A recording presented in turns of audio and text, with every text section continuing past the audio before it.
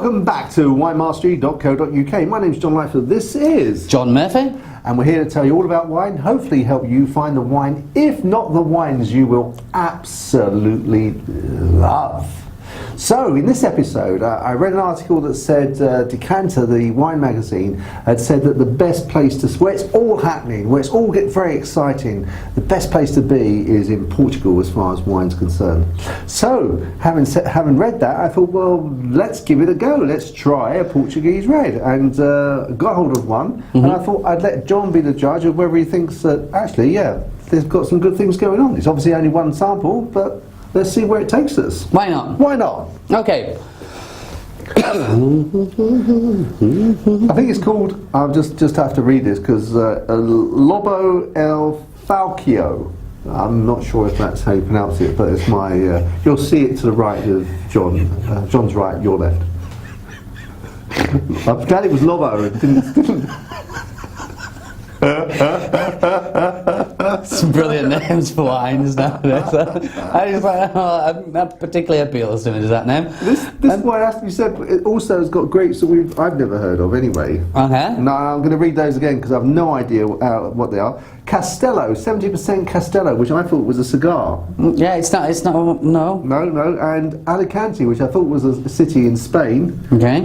Is 20%, and then Torriga Nacional is another 10%. So, well, see, there are so many there are literally thousands and thousands of grapes. But of course, we all know the ordinary ones as such, the four basics, and of course, every country. Four basics, like your Cabernet Sauvignon, Merlot, Shiraz, Pinot Noir. Okay, those are the four basics. Yeah, that's it. Yeah. Yeah. And then you've got, like, each country, of course, have their own grapes as well, which they grow the best. So yeah, don't be worried if you don't recognise the grapes. I'm not. Never. In which case, nor am I. No. So, okay, yeah, and to be fair, I've tried a fair few Portuguese wines before in my day, and they do tend to be very, very nice. I've had a fair few.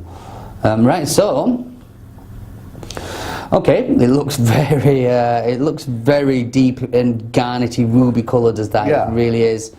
Makes you think it's going to be a really bold, heavy wine, doesn't it? Yeah. And it's got the hints of purple as well on the rim there.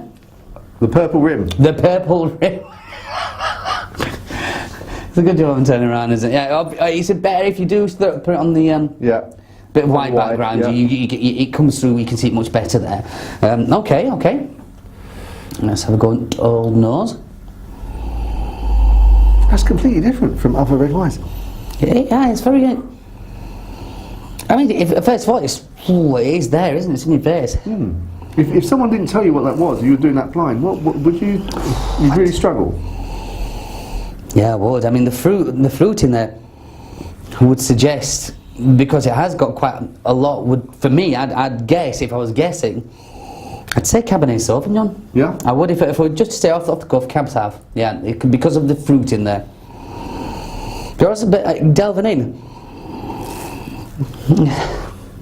It has, and obviously for me the cherry is kind of probably the most predominant in there, almost like cherry tunes. You get that, but it has almost like a minty eucalyptus, mentally. Really, I can't get that. It's a beautiful smell though. Really, it is really inviting. Really makes you want to. It is, what it tastes like. Although even as heavy as you think that's going to be, that in itself smells, if you know what I mean, fresh. It has a fresh taste. Fresh and fruity. Yeah. Very, very right. It's very inviting. So, let's accept the invitation. Let's go for it.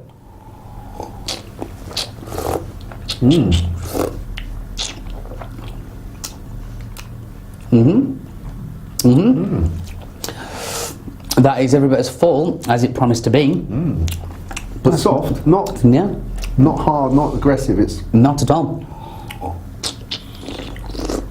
Because even the tannins are quite big in there. The tannins are quite bold, but the power of fruit in that wine is taking that on really well. It's almost in parallel. The tannin's almost in parallel with slight spiciness. It's not sort of overwhelming anyway, but it's just... No, you're right. It has got that spiciness in there. But it's just packed full of red fruit. It's very... And it almost... Like tasting, it has a juiciness about it. It has a... You know, I think it's the aftertaste with that nice little spiciness just plays around. It is. But it just kind of, it's got a good length there as well. So yeah, I could understand. Yeah. How you're saying with the, because that for me it ticks a lot of boxes. Does that? That almost, you know, and especially now with these winter months. Yeah. That'd be a lovely little thing to go for, yeah? It would be. And I understand it's actually the vineyard is an old royal falconry farm, or falconry. It's where the royals used to go and have one of those things sitting on their arm that used to. Right? Yeah. Okay. But somebody, it's obviously turned into a vineyard, so yeah, just to the northeast of Lisbon. You like, it sounds so knowledgeable. I mean, it's all interesting. So, I mean, obviously, I don't know the price of this. No. I didn't even think. No. I think it was around 10 quid. Oh.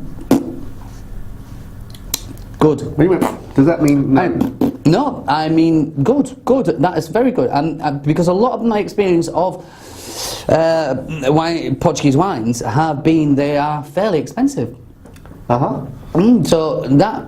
Well, I think the Portuguese wines. I've actually seen some instances where in Portugal they're much cheaper, but when they come to the UK they're much higher priced. Right. So for some reason I don't know why that should be, but. So maybe in Portugal, actually, they're not as expensive. It's just for some reason they're hiked up over here. Yes, quite possibly. No, well, for a tenner, that is a splendid bit of wine. It is. It is very, very nice. Let's do a quick score on it. I mean, where would you put that? I'd be knocking that up into 85, 87, if not a little bit more. No. I have to think of what would be the. It's always a difficult one. This. I'll stick with 87. I'm going to go to 90. Very bold of you, John. Very bold of me, but yeah, 90. Just say it again for my palate. Yeah. Really, really like it. So yeah. No. I won't disagree with you for one moment. Well, we're only a couple of points away, so it's not as if we are disagreeing. No, we're not disagreeing at all. No. Spot on there, John. Thank you. Excellent. No, good. Well, the bottles to the right, I think it's available elsewhere around the country. So fantastic. Well, the next episode I think we're going to move to is another viewer's selection. We've been sent another bottle of wine from Ron and Pauline. And so when you see the next episode, it'll be a very, very special bottle of Barolo. I always like it. If, feel free to send any bottles in to us. So but this one's actually got wine in it as well. Yeah, we should specify that. Well, there's a bonus, isn't it? No, fabulous. Well, let's look forward to trying that. Okay, well, we'll see you there. Chin chin. Chin chin.